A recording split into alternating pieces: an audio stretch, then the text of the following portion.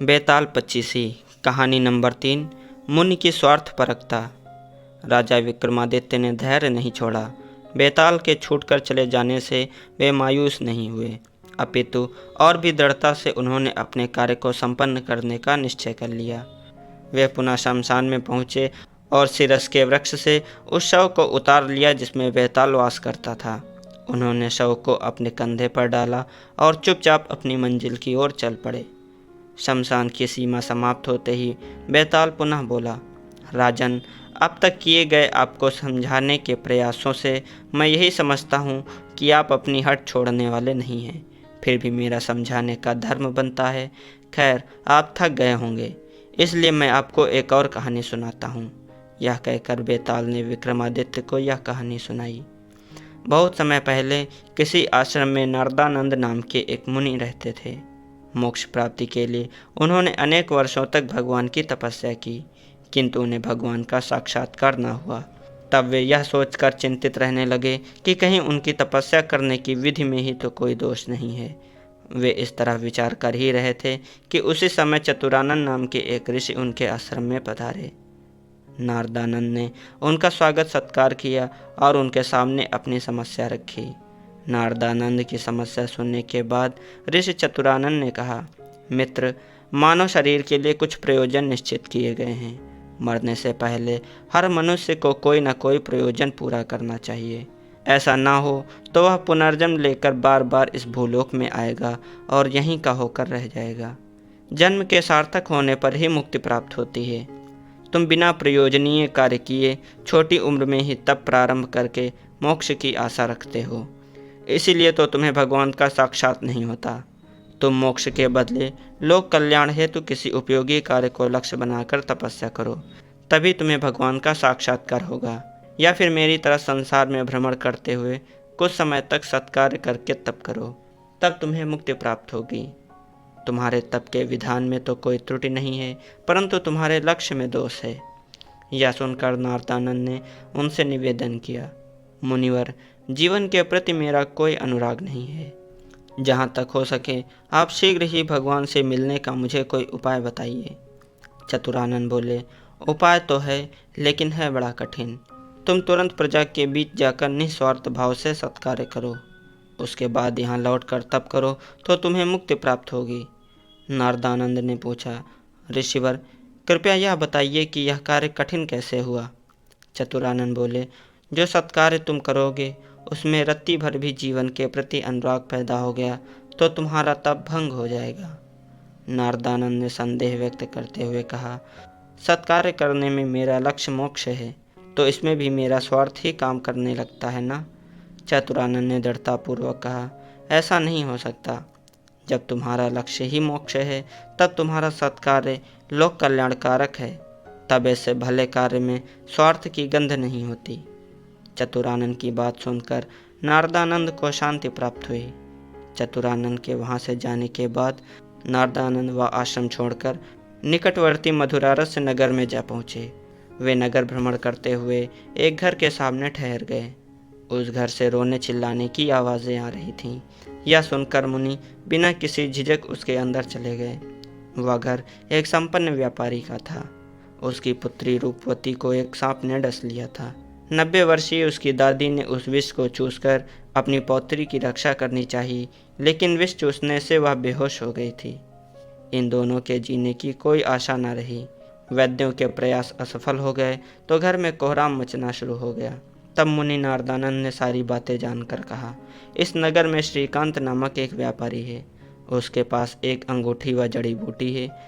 उस जड़ी बूटी की सहायता से सर्पदंश के शिकार व्यक्ति को बचाया जा सकता है। मुनि की बात सुनकर व्यापारी ने अपने सेवक को बुलाया तथा उस जड़ी बूटी को लाने के लिए श्रीकांत के घर जाने को कहा। मुनि ने एक अनूठी अंगूठी की रचना करके सेवक को दी, जिसे पहनते ही वह सेवक अदृश्य हो गया।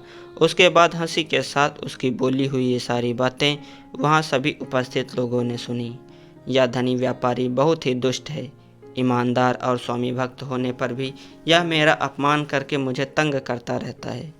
इसके अपराधों के कारण ही सांप ने इसकी बेटी को यहाँ आकर डसा है। अब मैं इस अंगूठी की सहायता से इसका माल चोरी करके सुखपूर्वक जीवन बिताऊंगा। यह सुनकर व्यापारी चिंतित होकर बोला, मुनिवर, अंगूठी के साथ वह भी गायब हो गया है। अब मेरी पुत्री की रक्षा के लिए स्वयं ही उससे उस अंगूठी को वापस ले लीजिए। मुनि बोले, इस अंगूठी का निर्माण करके मैंने अब तक का अपना बहुत सा तपोबल नष्ट कर दिया है। तुम्हारे सेवक को पकड़ने के लिए अब मैं अपना और तपोबल नष्ट नहीं कर सकता। मैं स्वयं जाकर श्रीकांत से मिलूंगा और उसे समझा बुझाकर जड़ी बूटी ले आऊँगा। भगवान की यही इच्छा है।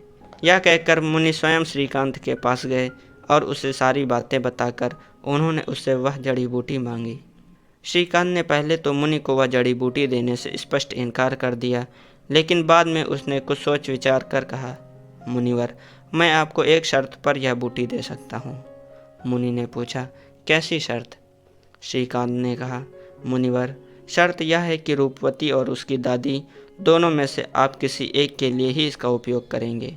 आप उस बूटी से सिर्फ रूपवती को ही जिंदा करेंगे और जब वह जीवित हो जाएगी तो उसके साथ मेरा विवाह करना होगा। मुनि ने पल भर विचार किया, फिर बोले, रूपवती की दादी की आयु 90 वर्ष हो चुकी है, अतः रूपवती को जिंदा करना ही न्यायसंगत होगा। पर शादी तो उसके साथ तुम्हारी तभी होगी यदि वह भी तुमसे विवाह करने के लिए रजामंद हुई तो। यह सुनकर श्रीकांत क्रोधित होकर बोला, रूपवती और मैं एक दूसरे से प्यार करते हैं। घर में बड़ों के कारण ही हमारे प्रेम में बाधा पड़ी है। मेरे पिता के निधन के बाद मैंने ही निर्लज्ज होकर रूपवती के साथ विवाह करने का प्रस्ताव उसके पिता के सामने रखा था, किंतु उसने न सिर्फ मेरा अपमान किया अपितु मुझे नौकरों से पिटवाया भी। बहुत बेइज्जत करके उसने मुझे अपने घर से निकाला था। मुनि ने कहा, अब जो हो चुका है उसे भूल जाओ। तुम बूटी लेकर मेरे साथ चलो। अगर रूपवती तुम्हारे इस प्रस्ताव को स्वीकार कर लेगी तो उससे विवाह कराने का उत्तरदायित्व तो मैं अपने ऊपर लेता हूँ। श्रीकांत बूटी लेकर मुनि के साथ चल दिया। दोनों व्यापारी के घर पहुँचे। बूटी के प्रभाव से रूपवती जीवित हो गई। कुछ ही क्षण बाद उसकी दादी भी जीवित हो उठी। तब श्रीकांत बोला, रूपवती को मैंने ही जीवन दान दिया है। श्रीकांत की बात सुनकर मुनि बोले, रूपवती के जिंदा होने का मूल कारण तो मैं हूँ। मैं भी उसे प्यार करने लगा हूँ। हम दोनों में से जिसे वह चाहती है वही उसके लिए योग्य वर हो सकता है। रूपवती से जब इस विषय में पूछा गया तो उसने बजाय श्रीकांत का वरण करने के मुनि को ही वरण करना स्वीकार किया। मुनि ने भी अपने तपस्वी जीवन को तिलांजलि दे दी और रूपवती के साथ विवाह करके गृहस्थ जीवन में प्रवेश किया। फिर उन्होंने सुखपूर्वक अपना जीवन बिताया। यह कहानी सुनाकर बेताल बोला, राजन, मुनि नारदानंद के द्वारा तब के जीवन को छोड़कर सांसारिक जीवन के प्रति अनुराग होने का कारण उसकी स्वार्थपरकता ही है। अब यह स्वार्थपरकता किसको लेकर है, रूपवती को जिंदा करने में या दुराचारी जानकर भी उस धनी व्यापारी की मदद करने में? अगर जानते हुए भी आपने मेरी शंका का समाधान नहीं किया तो आपका मस्तक छिन्न भिन्न हो जाएगा। बेताल का विचित्र प्रश्न सुनकर राजा विक्रमादित्य बोले, बेताल, छोटी उम्र की रूपवती को जिंदा करने में मुनि की स्वार्थपरकता नहीं है। जब वह सहायता पहुंचा सकता था तो एक संपन्न व्यक्ति की पुत्री को जिंदा करने में भी कोई स्वार्थपरकता नहीं है। रूपवती को जिंदा करने से एक कन्या की अकाल मृत्यु से रक्षा हुई है और एक संपन्न व्यक्ति की जबरदस्ती करने की आदत में भी बदलाव आया। रही अंगूठी की बात, तो उस अंगूठी का निर्माण करके मुनि ने सचमुच ही बहुत भूल की। उस अंगूठी को पाकर एक ईमानदार और स्वामी भक्त सेवक चोर बनने के लिए प्रेरित हो गया। अंगूठी उस सेवक को न देकर मुनि स्वयं ही श्रीकांत से मिलने चले गए होते तो वह नौकर चोर न बनता। राजा विक्रमादित्य के मुख से अपने संशयों का समाधान सुनकर बेताल की जिज्ञासा शांत हो गई, लेकिन विक्रमादित्य के मौन भंग करने के कारण बेताल को मुक्त होने का अवसर मिल गया।